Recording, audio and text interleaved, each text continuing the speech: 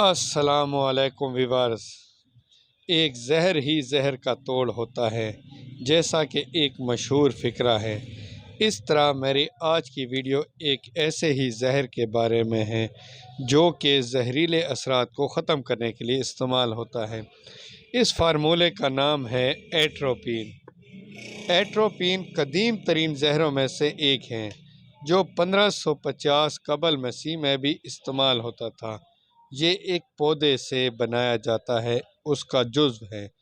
یہ آنکھ کی پتلی کو پھیلانے میں مدد دیتا ہے۔ اس وقت یہ ویڈیو جس ایٹروپین کے بارے میں بنائی جا رہی ہے وہ جانوروں کے استعمال کے لیے، صرف اور صرف جانوروں کے استعمال کے لیے۔ یہ زہریلے اثرات کا علاج ہے۔ ایٹروپین بنیادی طور پر سرجری کے دوران مریض کے ایئر وے میں لعاب، بلغم یا دیگر رطوبتوں کو کم کرنے میں مدد کے لیے استعمال کیا جاتا ہے۔ بعض اوقات مخصوص قسم کے زہر کے علاج کے لیے تریاق کے طور پر بھی اسے استعمال کیا جاتا ہے۔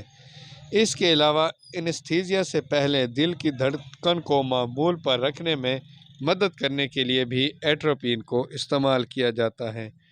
ہنگامی حالات میں بھی اسے استعمال ہوتا ہے جب دل کی دھڑکن انتہائی سلو ہو جاتی ہے۔ مثال کے طور پر آرگن فاسفیٹ، کیڑے مار دوا یا اعصابی گیس کے زہر اور مشروب کے زہر میں تریاق کے طور پر بھی اسے استعمال کیا جاتا ہے۔ بنیادی طور پر ویٹا پائن یا ایٹروپین کو پری اینتھیٹک کے طور پر استعمال کیا جاتا ہے جو کہ کولک اور اسہال یعنی کہ ڈائریا پیچس کی وجہ سے پیدا ہوتے ہیں۔